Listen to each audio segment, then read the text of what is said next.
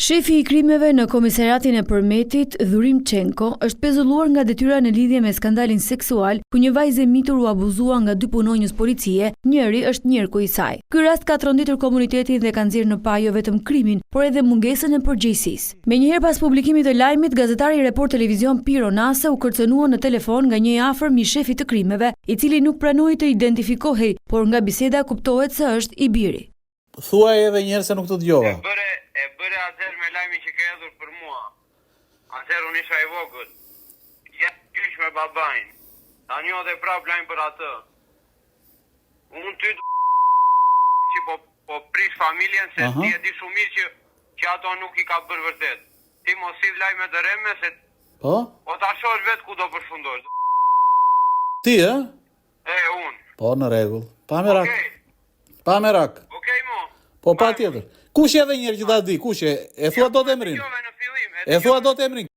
Menjëherë ka reaguar Asociacioni I Gazetarëve të Shqipërisë duke kërkuar nga policia dhe prokuroria e Gjirokastrës të nisin hetimet dhe të vendosin përpara përgjegjësisë autorët e kërcënimeve. Sa kaq, gazetari I Report Televizion ka depozituar kallëzim penal në Komisariatin e Gjirokastrës. Report Televizion dhe Shqiptare.com sqaron se informacioni I raportuar nga gazetari Nase bazohet në një kërkesë për informacion, ku Drejtoria Vendore e Policisë së Gjirokastrës bëri të ditur se Dhurim Çenko ishte në dijeni të abuzimit ndaj 16 vjeçares dhe nuk kishte marrë asnjë mas. Për këtë arsye, autoriteti I mbikëqyrjes policore ka nisur hetim disiplinor. Çenko është pezulluar nga detyra më 19 shtator, një ditë pas urdhër arresteve ndaj dy kolegëve të tij. Po kështu policia e Gjirokastrës bën të ditur se e mitura abuzoi seksualisht prej 3 vitesh nga njerku I saj, me inicialet PB, 55 vjeç, punonjës I Komisariatit të Përmetit, ndërsa kolegu I tij Artur Ago, 53 vjeç, punonjës në Komisariatin e Tepelenës, e kishte ngacmuar seksualisht. Madje Ago është regjistruar në video duke kryer veprime të turpshme në bisedë WhatsApp me të miturën.